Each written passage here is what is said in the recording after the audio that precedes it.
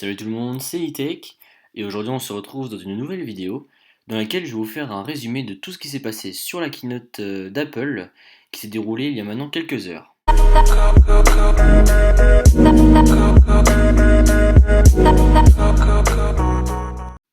Donc au début de la keynote, ça commence doucement avec un peu de musique, tout ça qui était diffusé sur Beats Music via Apple Music. Ensuite, donc ça a commencé, ils ont parlé un peu d'Apple Music, il y a eu, donc on a appris qu'il allait y avoir une petite mise à jour, voilà, deux trois trucs à être corrigés, bon rien de bien signifiant. Ensuite, on a eu des choses sur iWork ainsi que l'éducation. Donc en gros avec iWork, maintenant on pourra iWork en fait c'est tout ce qui regroupe les applications Apple, c'est-à-dire Number, Page et Keynote. Donc pour ceux qui ne savent pas, c'est l'équivalent de Word, Excel, etc. pour Microsoft. Et donc maintenant avec ces trois logiciels-là, on pourra faire de la modification en direct. C'est-à-dire qu'on pourra travailler à plusieurs en même temps sur un même document. Donc ça c'est vraiment très pratique. Ensuite pour le domaine de l'éducation, on a appris qu'il y avait de plus en plus d'écoles donc, qui étudiaient sur des iPads, etc. Et qu'il y avait des nouvelles applications qui étaient destinées qui étaient destinées à faire apprendre le code aux jeunes enfants. Et la nouvelle la plus surprenante avant les grosses nouveautés, c'est qu'on va bientôt avoir du Mario sur notre iPhone. Donc on aura Mario New Super Run. Donc c'est ce que je vous ai mis là en image. Et donc en fait c'est un jeu que tout le monde pourra jouer et qui sera disponible avant les vacances, enfin qui sera disponible pendant les vacances normalement de décembre, si ce n'est avant. Et voilà, donc ça va être pour le premier Mario sur iOS et j'ai vraiment hâte de tester ça. Parlons maintenant des nouveautés les plus intéressantes. On va commencer avec l'Apple Watch. Donc l'Apple Watch, au niveau du design, il n'y aura pas grand-chose de nouveau, à part une finition céramique voilà, qui a l'air juste vraiment magnifique. À part ça, elle sera deux fois plus rapide, donc ça c'est dû au dual core. Il y aura un nouveau GPU, donc il y aura des performances graphiques juste magnifiques qui seront encore mieux. Elle sera waterproof cette fois-ci et plus splashproof comme l'année dernière. Donc c'est-à-dire qu'on pourra on pourra se baigner avec, etc. jusqu'à 50 mètres de profondeur. Et donc c'est très ingénieux ce qu'Apple nous a fait à l'endroit où les microphones sont placés. Donc en fait quand l'Apple Watch donc, détecte que vous allez dans l'eau, elle bloque l'entrée avec les microphones. Et lorsque vous sortez de l'eau, eh bien les microphones émettent du bruit pour faire sortir l'eau le plus rapidement possible et pouvoir réutiliser ce micro ensuite pour parler. Donc c'est vraiment très ingénieux. Dans cette Apple Watch, il y a aussi un GPS intégré, donc maintenant plus besoin de prendre son téléphone lorsque l'on désire aller courir. Il y a un nouvel écran donc qui sera encore plus lumineux, encore plus performant. C'est une Apple Watch qui apprendra de nous, c'est-à-dire qu'elle va apprendre nos activités, un peu nous espionner, c'est en quelque sorte, mais c'est pour apprendre à mieux nous connaître.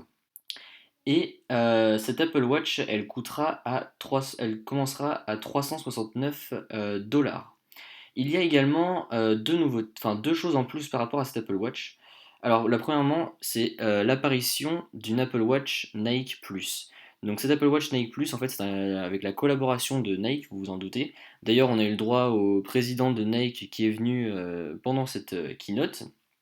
Et donc, il va y avoir un bracelet ainsi que des watch face Nike.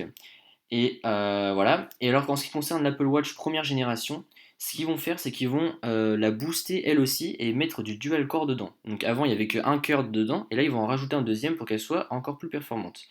Et donc l'ancienne Apple Watch, du coup, coûtera 269 dollars. Et la nouvelle coûtera 100 dollars de plus. En ce qui concerne la Nike, elle commencera à 369 dollars aussi et ne sera disponible qu'à partir du 9. Non, les précommandes commenceront le 9 septembre pour les watches normales. Et pour la Nike Plus édition, ça sera pour le mois d'octobre. Parlons maintenant de ce que vous attendez tous, c'est l'iPhone 7. Donc premièrement, Tim Cook commence avec le fait que ça y est, Apple a franchi le pas. Ils ont vendu 1 billiard d'iPhone pardon, sur Terre. Voilà, donc c'est juste énorme. Franchement, c'est un chiffre hallucinant quand on y regarde. Donc voilà. Après, il a parlé brièvement pardon, de iOS 10. Donc il a parlé de HomeKit et de iMessage. Donc si vous ne connaissez pas ces nouveautés, allez voir ma vidéo sur iOS 10. Et donc pour commencer avec les iPhones en eux-mêmes, c'est donc déjà premièrement le nouveau design. Avec la nouvelle caméra, il y a également deux nouvelles couleurs, donc noir jet et noir tout court. Le noir jet, c'est la finition un peu piano. Vous voyez le noir sur les pianos un peu brillant avec du vert, etc. Et bien maintenant on aura un iPhone comme ça. Le noir normal, il est noir mat, un peu comme l'iPhone 5, mais il sera plus résistant et il n'y aura pas de petits pets comme il y avait sur l'iPhone 5, enfin de petites rayures blanches comme avant. Donc comme vous le savez, il n'y a pas de prise jack et donc Apple a prévu des écouteurs Lightning. Je vous en reparle après. Ensuite, donc il a dit donc 10 nouveautés majeures pour cet iPhone 7. Donc on a parlé du design, également pour le bouton central. Maintenant, il sera sensible à la force, donc en gros un peu comme le 3D Touch. Et on aura aussi des Haptic Engine. Donc vous savez, c'est les vibrations sur l'iPhone 6S, comment ça fait. Et ben il y aura désormais ces vibrations-là dans le bouton central. Ensuite, grosse nouveauté que j'attendais depuis vraiment longtemps avec les iPhones, c'est le fait qu'il est désormais waterproof et résistant à la poussière. Donc il est IP67. Franchement, ça c'est vraiment quelque chose que j'attendais depuis super longtemps et j'en suis super content. Ensuite, il est revenu sur la caméra. Donc pour ce qui concerne l'iPhone 7, il y aura donc de la stabilisation. Vous avez bien entendu pour l'iPhone 7 normal. Donc ça c'est vraiment super. Il y aura une ouverture de 1,8, donc c'est-à-dire des photos de plus grand angle. L'appareil photo sera 60% plus rapide et 30% plus efficace. Donc normalement on devrait arriver à quelque chose de franchement super, déjà qu'avant c'était pas mal. En ce qui concerne le flash, nous avons désormais 4 LED et plus 2. Donc ça sera 50% plus lumineux. On nous a également annoncé qu'il nous faudrait 25 millisecondes pour prendre une photo, donc ça devrait vraiment être du très très rapide. Il y aurait désormais de l'édition disponible pour les live photos, c'est-à-dire que vous pourrez les couper, etc. Enfin, on pourra modifier ces live photos, donc c'est vraiment pas mal. On aura également la présence désormais de prendre des photos en fichier RAW, RAW. Donc pour les modifier, etc., ce sera vraiment beaucoup plus simple. Pour ce qui est de la face avant, on a du 7 mégapixels HD avec aussi une stabilisation. Donc ça c'est vraiment très pratique. Ensuite pour l'iPhone 7 Plus, on a les mêmes nouveautés avec en plus donc un appareil photo en plus, donc c'est-à-dire deux appareils photo de 12 mégapixels. Il y en aura un qui servira à faire des photos de grand angle et l'autre à faire des téléphotos. Ensuite, nous aurons du zoom. En ce qui concerne le zoom, avant on pouvait aller de 1 à 5. Et désormais, on pourra aller jusqu'à 10 fois en ce qui concerne le zoom. Et alors pour faire le zoom, justement, vous aurez un petit bouton juste au-dessus du bouton pour prendre la photo, avec lequel vous pourrez choisir combien de fois vous voulez zoomer. On nous a dit que normalement le zoom serait 4 fois meilleur 4 fois meilleur oui qu'avant. Ensuite, on nous a parlé de l'écran Retina, donc qui serait 25% plus lumineux. Après, on est venu sur l'audio, et alors là, donc, comme vous le savez, donc pas de prise jack.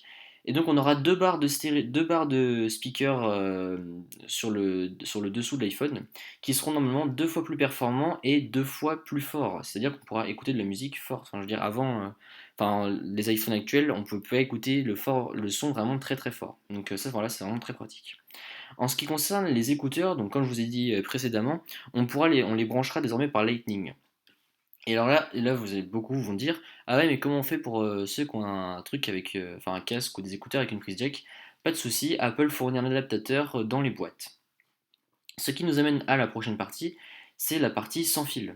Apple nous a présenté des écouteurs sans fil qui sont vraiment qu'on a vraiment vraiment pas mal. Bon, par contre, un peu mal au cul le prix, hein, 159 $ pour des écouteurs sans fil. Bon, vous me direz c'est le prix.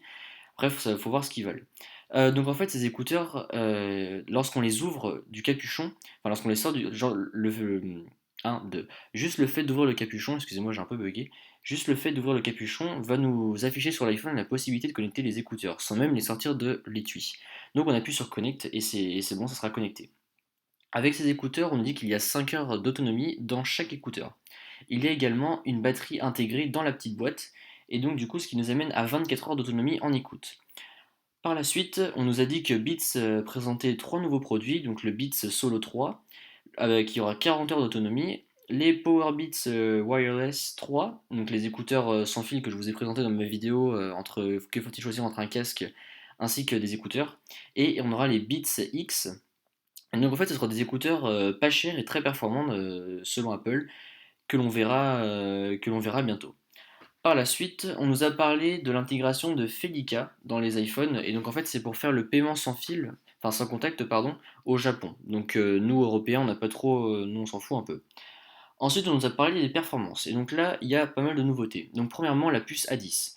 Avec cette puce A10, on sera normalement 40% plus rapide. Si vous venez d'un iPhone 6, l'iPhone 7 sera même 2 fois plus rapide. On nous dit également qu'il y aura 4 cœurs dans cet iPhone, et pour tout ce qui est gaming, etc., on nous dit que c'est un niveau console de jeu. En ce qui concerne les applications comme Adobe ou les choses comme ça, on pourra désormais faire 90% des choses que l'on peut faire sur un ordinateur. Et donc ça, c'est vraiment très très pratique.